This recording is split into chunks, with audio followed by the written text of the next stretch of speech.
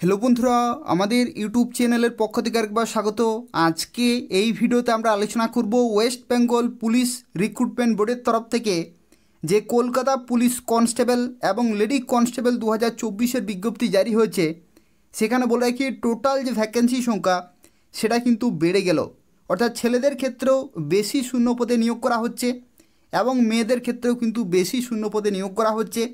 তো বর্তমানে কত শূন্যপদ বাড়লো বা কোন কোন ক্যাটাগরিতে কত শূন্যপদে নিয়োগ করা হচ্ছে সেই সম্পর্কিত তথ্য নিয়ে আলোচনা করব এবং সব শেষে আমি তোমাদেরকে জানিয়ে দেব সিলেকশন প্রসেস কী রয়েছে, পরীক্ষা কিভাবে হবে এবং তোমরা কিভাবে অ্যাপ্লিকেশন করতে পারবে, প্রত্যেকটি তথ্য নিয়ে আলোচনা করব। তো তাই শুরু থেকে শেষ পর্যন্ত দেখতে থাকো। যারা কলকাতা পুলিশ কনস্টেবল এবং লেডি কনস্টেবল পরীক্ষার জন্য প্রিপারেশন নিচ্ছ, তাদের জন্য আজকের এই ভিডিওটি অত্যন্ত গুরুত্বপূর্ণ হতে চলেছে।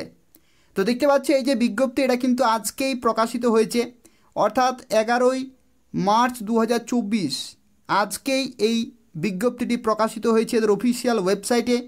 এবং যেখানে দেখো বলা হচ্ছে recruitment to the post of constable অথবা lady constable in Kolkata police 2024।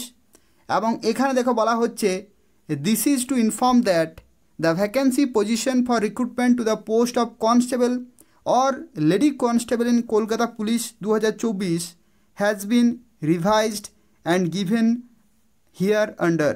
অর্থাৎ এখানে যে টোটাল ভ্যাকেন্সি সংখ্যা ছিল সেটা কিন্তু পুরোপুরি পরিবর্তিত হয়ে গেছে এবং সেই সম্পর্কিত একটি অফিসিয়াল নোটিশ জারি হয়েছে এদের অফিসিয়াল ওয়েবসাইটে। এবং এখানে দেখতে পাচ্ছ বিভিন্ন ক্যাটাগরি ওয়াইজ কিন্তু ভ্যাকেন্সি সংখ্যাগুলো দেওয়া রয়েছে।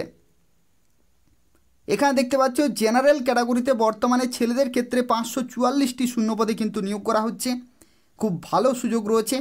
এবং মেয়েদের ক্ষেত্রে রয়েছে 44টি শূন্যপদ। জেনারেল ক্যাটাগরিতে যারা এক্সেমটেড ক্যাটাগরি রয়েছে তাদের ক্ষেত্রে 470টি কিন্তু শূন্যপদ রয়েছে ছেলেদের জন্য এবং মেয়েদের ক্ষেত্রে 43টি রয়েছে। এবং এখানে হোমগার্ড তাদের ক্ষেত্রে 254টি শূন্যপদ রয়েছে ছেলেদের ক্ষেত্রে, মেয়েদের ক্ষেত্রে রয়েছে 27টি। এইভাবে দেখতে পাচ্ছ সিভিক ভলেন্টিয়ার থেকে শুরু করে স্পোর্টস কোটা রয়েছে, ইডাব্লিউএস রয়েছে, ইডাব্লিউএস ইসি ক্যাটাগরি রয়েছে এবং এসসি ক্যাটাগরি রয়েছে। এসসি ক্যাটাগরিতে দেখতে পাচ্ছ 325টি শূন্যপদ রয়েছে ছেলেদের ক্ষেত্রে, আর মেয়েদের ক্ষেত্রে এখানে কিন্তু 30টি শূন্যপদ রয়েছে।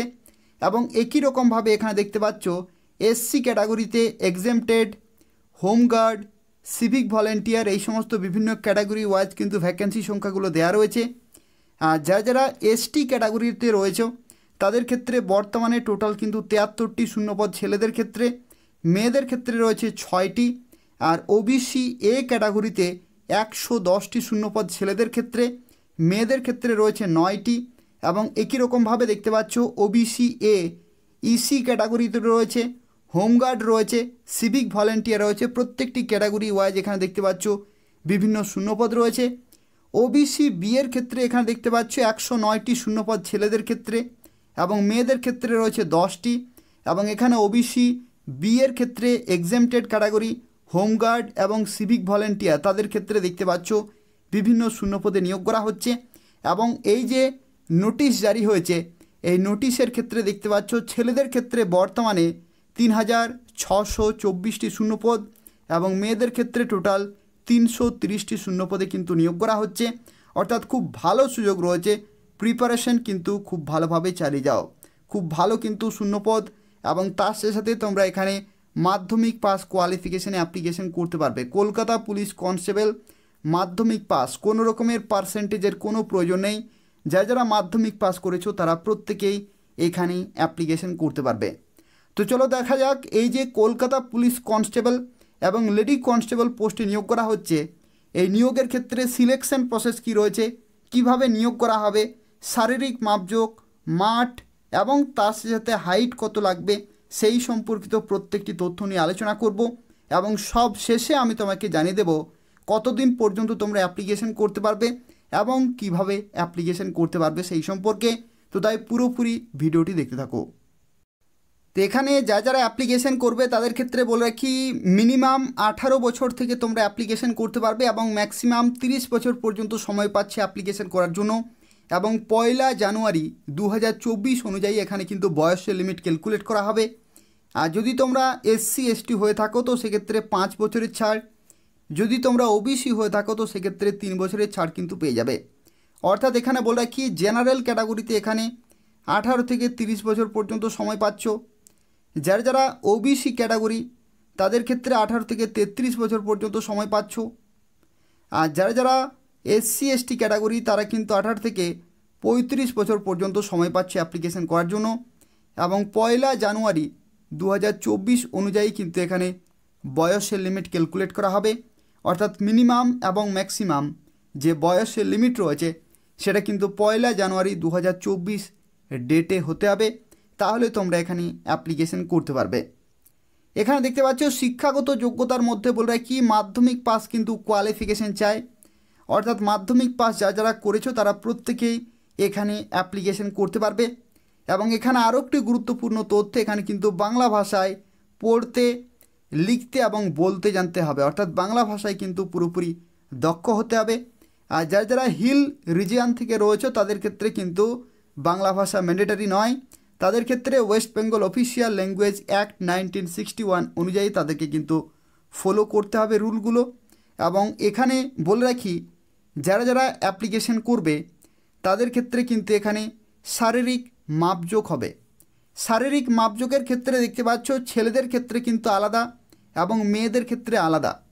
ছেলেদের ক্ষেত্রে যদি তুমি এসটি ক্যাটাগরি হয়ে থাকো, এসটি ক্যাটাগরি, তাহলে 160 সেন্টিমিটার হাইট প্রয়োজন আর 53 কেজি ওয়েট কিন্তু থাকতে হবে। আর এসটি ক্যাটাগরি বাদ দিয়ে যদি তোমরা জেনারেল অথবা ওবিসি অথবা এসসি ক্যাটাগরি হয়ে থাকো তো সেক্ষেত্রে 167 সেন্টিমিটার হাইট এবং 57 কেজি ওয়েট থাকতে হবে। আর এখানে দেখতে পাচ্ছ বিভিন্ন ক্যাটাগরি ওয়াইজ কিন্তু এখানে চেস্টের কিন্তু মাপজোক রয়েছে। অর্থাৎ যদি তুমি জেনারেল অথবা ওবিসি অথবা এসসি হয়ে থাকো তো সেক্ষেত্রে 78 থেকে এখানে 5 সেন্টিমিটার এক্সপানশন, অর্থাৎ এখানে 83 সেন্টিমিটার কিন্তু করতে হচ্ছে। আর যারা এসটি ক্যান্ডিডেট তাদের ক্ষেত্রে 76 সেন্টিমিটার এখানে কিন্তু চেস্ট এবং 5 সেন্টিমিটার এক্সপানশন অর্থাৎ 81 সেন্টিমিটার কিন্তু করতে হবে। অর্থাৎ এই যে সেকশনটি রয়েছে এটা হচ্ছে কেবলমাত্র ছেলেদের ক্ষেত্রে। যারা জেনারেল ওবিসি এসসি এসটি রয়েছে তাদের ক্ষেত্রে এই সমস্ত হাইট ওয়েট এবং চেস্ট কিন্তু থাকতে হবে। আর মেয়েদের ক্ষেত্রে এখানে দেখতে পাচ্ছ যারা জেনারেল ওবিসি এবং এসসি তাদের ক্ষেত্রে 160 সেন্টিমিটার এখানে হাইট, 49 কেজি ওয়েট, এগুলো প্রত্যেকটি হচ্ছে কিন্তু মিনিমাম, কমপক্ষে এগুলো কিন্তু থাকতে হবে। এবং যারা এসটি ক্যান্ডিডেট তাদের ক্ষেত্রে 152 সেন্টিমিটার এখানে কিন্তু হাইট, 45 কেজি ওয়েট এবং এদের ক্ষেত্রে চেস্টের কিন্তু মাপজোক হয় না। আর থার্ড জেন্ডারের ক্ষেত্রে এখানে দেখতে পাচ্ছ যারা জেনারেল ওবিসি অথবা এসসি তাদের ক্ষেত্রে 163 সেন্টিমিটার হাইট, 52 কেজি ওয়েট, এদের ক্ষেত্রেও কোনো রকমের চেস্টের মাপজোক কিন্তু হয় না। আর যদি তুমি এসটি ক্যাটাগরি হয়ে থাকো অথবা গোর্খা গারোয়ালি রাজবংশী তাদের ক্ষেত্রে 155 সেন্টিমিটার এখানে কিন্তু হাইট, 48 কেজি ওয়েট এবং এদের ক্ষেত্রেও কিন্তু কোনো রকমের চেস্টের মাপজোক হয় না। তো এই হচ্ছে শারীরিক মাপজোক, এটা কিন্তু তোমাকে কোয়ালিফাই করতে হবে। শারীরিক মাপজোকের সাথে সাথে এখানে বলে কি আরও একটি পরীক্ষা হয়ে থাকে যেটি হচ্ছে শারীরিক সক্ষমতার পরীক্ষা, যেটাকে বলা হয় ফিজিক্যাল এফিসিয়েন্সি টেস্ট। তো ফিজিক্যাল এফিসিয়েন্সি টেস্টের ক্ষেত্রে বলে কি এটা হচ্ছে যারা প্রথমবার চাকরি করতে চাইছো তাদের ক্ষেত্রে। আর নিচে যেটি এটা হচ্ছে এক্স সার্ভিসম্যানের জন্য। তো যারা প্রথমবার চাকরি করতে চাইছো তাদের ক্ষেত্রে দেখতে পাচ্ছ ছেলেদের ক্ষেত্রে 1600 মিটার এখানে কিন্তু দৌড় হবে 6 মিনিট 30 সেকেন্ডে। আর মেয়েদের ক্ষেত্রে 800 মিটার এখানে দৌড় 4 মিনিটে। আর থার্ড জেন্ডারের জন্য 800 মিটার দৌড় এখানে 3 মিনিট 30 সেকেন্ড কিন্তু সময় রয়েছে। তো এই হচ্ছে ফিজিক্যাল এফিসিয়েন্সি টেস্ট, অর্থাৎ ফিজিক্যাল যে মেজারমেন্ট টেস্ট রয়েছে এবং যে ফিজিক্যাল এফিসিয়েন্সি টেস্ট রয়েছে এগুলো তোমাদেরকে কিন্তু কোয়ালিফাই করতে হবে। এখানে বলে কি সিলেকশন প্রসেসের মধ্যে কয়টি ধাপে তোমাদেরকে নিয়োগ করা হবে, এটা অত্যন্ত একটি গুরুত্বপূর্ণ বিষয় রয়েছে 2024 নিয়োগের ক্ষেত্রে। তার কারণ হচ্ছে এখানে দেখো প্রথমে কিন্তু তোমাদের প্রিলিমিনারি পরীক্ষা হবে। প্রিলিমিনারি পরীক্ষা কিন্তু প্রথমেই হবে এবং তারপরে কি হবে, তারপরে হবে ফিজিক্যাল মেজারমেন্ট টেস্ট হবে, তারপরে হবে ফিজিক্যাল এফিসিয়েন্সি টেস্ট, তারপরে হবে ফাইনাল পরীক্ষা এবং তারপরে হবে ইন্টারভিউ। অর্থাৎ যা নিয়ম ছিল আগে সেই নিয়মেই কিন্তু তোমাকে এখানে নিয়োগ করা হচ্ছে। অর্থাৎ প্রথমে একটি পরীক্ষা, তারপরে মাঠের পরীক্ষা, তারপরে হচ্ছে ফাইনাল, তারপরে হচ্ছে ইন্টারভিউ। এই সমস্ত ধাপের মাধ্যমে তোমাকে কিন্তু নিয়োগ করা হচ্ছে। তো যে প্রিলিমিনারি পরীক্ষা হবে সেই পরীক্ষার ক্ষেত্রে এখানে দেখতে পাচ্ছি 100 নম্বরের পরীক্ষা হচ্ছে এবং এটা কিন্তু কোয়ালিফাইং ইন নেচার। এটি গুরুত্বপূর্ণ একটি তথ্য। তার কারণ হচ্ছে এই যে পরীক্ষার নম্বর সেটা কিন্তু ফাইনাল মেরিট লিস্টে কিন্তু ধরা হবে না। এটা তোমাকে জাস্ট কোয়ালিফাই করতে হবে, তারপরে মাঠের পরীক্ষায় তোমরা কিন্তু চান্স পাবে। তো এখানে দেখো, এখানে কিন্তু 100টি এমসিকিউ টাইপের কোশ্চেন থাকবে, যেখানে 100 নম্বরে কিন্তু পরীক্ষা হবে এবং 60 মিনিট টোটাল কিন্তু সময় দেওয়া হবে, যেখানে কোশ্চেন পেপার সেট করা হবে বাংলাতে এবং নেপালিতে। এখানে দেখতে পাচ্ছ যে 100টি কোশ্চেন থাকছে, যেখানে জেনারেল অ্যাওয়ারনেস এবং জিকে এই সাবজেক্টটি পুলিশের পরীক্ষার জন্য অত্যন্ত গুরুত্বপূর্ণ, যেখানে 40 নম্বর থাকছে। এলিমেন্টারি ম্যাথামেটিক্স যেখানে 30 নম্বর এবং রিজনিং থেকে থাকছে 30 নম্বর এবং নেগেটিভ মার্কিং কিন্তু 1/4। তো এই হচ্ছে প্রথম পরীক্ষা। এই পরীক্ষাতে তোমাকে কিন্তু কোয়ালিফাই করতে হবে। এরপরে তোমাদেরকে ডাকা হবে ফিজিক্যাল মেজারমেন্ট টেস্টে, যেটা আমি তোমাকে এখানে কিছুক্ষণ আগেই কিন্তু ডিসকাস করে দিলাম। ফিজিক্যাল মেজারমেন্ট টেস্ট অর্থাৎ শারীরিক মাপজোক হবে এবং এটা হচ্ছে ফিজিক্যাল এফিসিয়েন্সি টেস্ট, যেটা হচ্ছে শারীরিক সক্ষমতার পরীক্ষা, এবং তারপরে তোমাদেরকে কিন্তু মেন পরীক্ষাতে ডাকা হবে।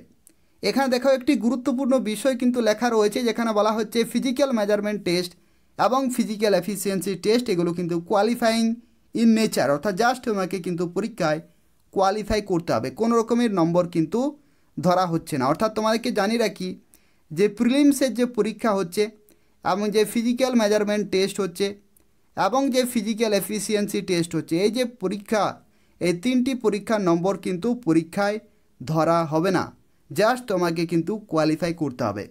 তাহলে কোন কোন পরীক্ষার নম্বর ধরা হবে? এখানে যে ফাইনাল পরীক্ষা হবে সেই পরীক্ষার নম্বর কিন্তু ধরা হবে এবং ইন্টারভিউ নম্বর ধরা হবে। অর্থাৎ ফাইনাল পরীক্ষাতে দেখতে পাচ্ছ 85 এবং ইন্টারভিউতে থাকবে 15। টোটাল এখানে দেখতে পাচ্ছি 100 নম্বর হচ্ছে এবং এই 100 নম্বরের মধ্যেই কিন্তু ফাইনাল মেরিট লিস্ট কিন্তু তৈরি হবে।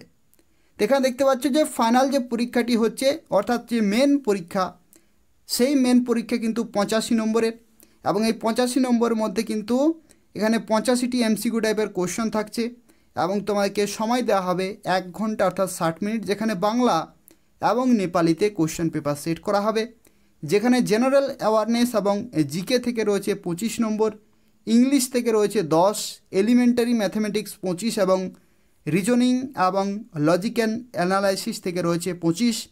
এবং এখানে দেখতে পাচ্ছ টোটাল কিন্তু 3 25 75, 10 85 নম্বরে কিন্তু পরীক্ষা হচ্ছে। 1/4 এখানে নেগেটিভ মার্কিং রয়েছে এবং এটার যে নম্বর সেটা কিন্তু ফাইনাল মেরিট লিস্টে কিন্তু ধরা হয়। এবং এখানে আরও একটি গুরুত্বপূর্ণ তথ্য দেখতে পাচ্ছ, বলা রয়েছে দ্য প্রিলিমিনারি রিটিন টেস্ট এবং final written examination will be OMR based, অর্থাৎ কিন্তু অফলাইনে তোমাদের পরীক্ষা হবে, কোনো রকমের অনলাইনে পরীক্ষা হওয়ার কিন্তু কোনো চান্স নেই। অফলাইনে তোমাকে কিন্তু পরীক্ষা দিতে হবে এবং তারপরে হবে ইন্টারভিউ, যেখানে 15 নম্বর থাকছে এবং যেখানে ইন্টারভিউতে যা কিছু প্রশ্ন জিজ্ঞাসা করা হবে সেগুলো তো জিজ্ঞাসা করা হবেই, তার সাথে সাথে তুমি বাংলা ভাষায় দক্ষ কিনা সেটাও কিন্তু এখানে চেক করা হয়। অর্থাৎ বাংলা ভাষায় ability to speak in Bengali will also be tested, অর্থাৎ বাংলা ভাষায় দক্ষ কিন্তু থাকতে হবে, বাংলা ভাষায় যে বলার যে দক্ষতা সেটাও কিন্তু থাকতে হচ্ছে, এটাও কিন্তু টেস্ট করা হয়। তো তারপরে তোমাদের হবে ভেরিফিকেশান, অর্থাৎ ডকুমেন্ট ভেরিফিকেশান হবে, মেডিকেল স্ট্যান্ডার্ড টেস্ট হবে। এই সম্পর্কিত যে ধাপগুলি রয়েছে এগুলো ক্লিয়ার করার পরে তোমরা কিন্তু জয়েনিং লেটার পেয়ে যাবে। এখানে বলে কি অ্যাপ্লিকেশন কিন্তু শুরু হয়ে গেছে মার্চের 1 তারিখ থেকে কিন্তু 29শে মার্চ 2024 পর্যন্ত তোমরা এখানে অ্যাপ্লিকেশন করতে পারবে রাত্রি 12টার আগে পর্যন্ত। ভ্যাকেন্সি সংখ্যা যেহেতু বেড়ে গেছে তো সেক্ষেত্রে যারা অ্যাপ্লিকেশন করনি এদের অফিসিয়াল ওয়েবসাইটে গিয়ে খুব তাড়াতাড়ি অ্যাপ্লিকেশন পুরোপুরি কমপ্লিট করে দাও। যেখানে বলে রাখি যদি তুমি জেনারেল ক্যান্ডিডেট অথবা যদি তুমি ওবিসি ক্যান্ডিডেট হয়ে থাকো তো সেক্ষেত্রে অ্যাপ্লিকেশন ফি কিন্তু 170 টাকা লাগবে। আর যদি তুমি এসসি অথবা এসটি ক্যান্ডিডেট হয়ে থাকো তো সেক্ষেত্রে মাত্র 20 টাকা কিন্তু অ্যাপ্লিকেশন ফি প্রয়োজন হচ্ছে। তো এখানে দেখো তোমরা কিভাবে অ্যাপ্লিকেশন করতে পারবে। তো অ্যাপ্লিকেশন যদি তোমরা করতে চাইছো তাহলে বলে রাখি এই ভিডিওর যে ডেসক্রিপশন বক্স রয়েছে সেই ডেসক্রিপশানে আমি কিন্তু এই যে অফিসিয়াল ওয়েবসাইট রয়েছে সেই ওয়েবসাইটের লিঙ্কটি আমি দিয়ে দেবো, সেখান থেকে তোমরা সরাসরি অনলাইনে অ্যাপ্লিকেশন করতে পারবে। অনলাইনে ফর্মটি ফিল আপ করতে হবে, পেমেন্ট করতে হবে অনলাইনে এবং সাবমিট করতে হবে অনলাইনে। ঠিক আছে, এভাবেই কিন্তু তোমরা অনলাইনে অ্যাপ্লিকেশন করতে পারবে। আর এখানে আরও একটি গুরুত্বপূর্ণ তথ্য বলে রাখি, যেটা অনেকেরই প্রয়োজন হয়ে থাকে, যেটা হচ্ছে অ্যাপ্লিকেশন করার পরে যদি তোমাদের মনে হয় যে কোনো জায়গায় ভুল হয়েছে, তো সেক্ষেত্রে তোমরা কিন্তু অ্যাপ্লিকেশন ফর্মটি কারেকশন করতে পারবে। কারেকশন কবে থেকে করতে পারবে? 7 দিন টোটাল কিন্তু সময় থাকবে কারেকশন করার জন্য। যেখানে এপ্রিলের 1 তারিখ থেকে কারেকশন শুরু হবে এবং 7 তারিখ পর্যন্ত তোমরা কিন্তু সময় পাবে, অর্থাৎ পুরোপুরি 7 দিন তোমরা কিন্তু সময় পাচ্ছ কারেকশন করার জন্য। যদি কোনো রকমের ভুল হয়ে থাকে তাহলে তোমরা কিন্তু পুরোপুরি কারেকশন করতে পারবে। তো কারেকশন যাতে না করতে হয় তার আগেই কিন্তু তোমরা ফাইনালি চেক করে সাবমিট করে নেবে। তবে যদি ভুল থাকে তাহলে তোমরা কিন্তু সুযোগ পাচ্ছ এডিট করার জন্য বা কারেকশন করার জন্য। কিন্তু কারেকশানের যে ডেট রয়েছে সেটাও যদি শেষ হয়ে যায়, তারপরে যদি কোনো ভুল থাকে তাহলে কিন্তু যে রিক্রুটমেন্ট প্রসেস রয়েছে যে কোনো সময় তোমাদের কিন্তু অ্যাপ্লিকেশন ফর্ম রিজেক্টেড হয়ে যেতে পারে। তো সেক্ষেত্রে যা সময়সূচি দেওয়া রয়েছে সেই সময়ের মধ্যে কিন্তু প্রত্যেকটি যে তথ্য রয়েছে সেইগুলো কিন্তু তোমাকে কমপ্লিট করতে হবে। তো এই হচ্ছে আজকের একটি গুরুত্বপূর্ণ ইনফরমেশন, যেখানে কলকাতা পুলিশ কনস্টেবল এবং লেডি কনস্টেবল অর্থাৎ ছেলেরা এবং মেয়েরা সবাই অ্যাপ্লিকেশন করতে পারছো এবং ভ্যাকেন্সির সংখ্যা কিন্তু অবশ্যই বাড়লো। তো সেক্ষেত্রে এদের অফিসিয়াল ওয়েবসাইটে গিয়ে খুব তাড়াতাড়ি অ্যাপ্লিকেশন পুরোপুরি কমপ্লিট করে দেবে। আর যারা যারা এখনও অবধি আমাদের চ্যানেলটি সাবস্ক্রাইব করোনি, বারবার রিকোয়েস্ট করা হচ্ছে, পশ্চিমবঙ্গের এবং কেন্দ্রীয় সরকারের প্রত্যেকটি চাকরি বিজ্ঞপ্তি সময় মতো পেতে হলে অবশ্যই চ্যানেলটি সাবস্ক্রাইব করে রাখো। ধন্যবাদ।